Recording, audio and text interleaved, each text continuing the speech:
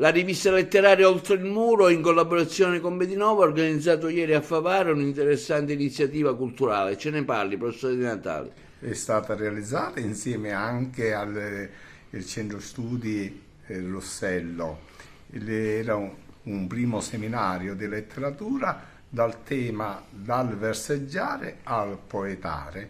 Era un seminario di studi e hanno partecipato critici di un certo valore come Zino Pecoraro, che ha parlato della metrica, e Calogero Sorce, che ha parlato del ruolo del critico del letterario. Poi c'è stato un mio intervento che ha sottolineato questo aspetto: la letteratura è una scienza, a tutti gli effetti scienza dell'arte.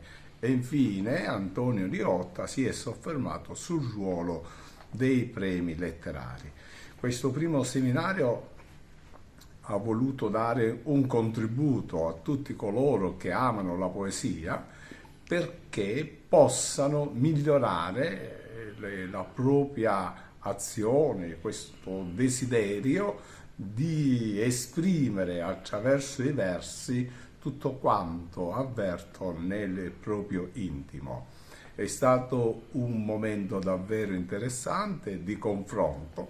Si ricorda che, essendo stato un seminario, non era dunque un lavoro di assemblea, di grande partecipazione, ma di pubblico, diciamo, più selezionato, pubblico attento appunto alla letteratura e alla poesia.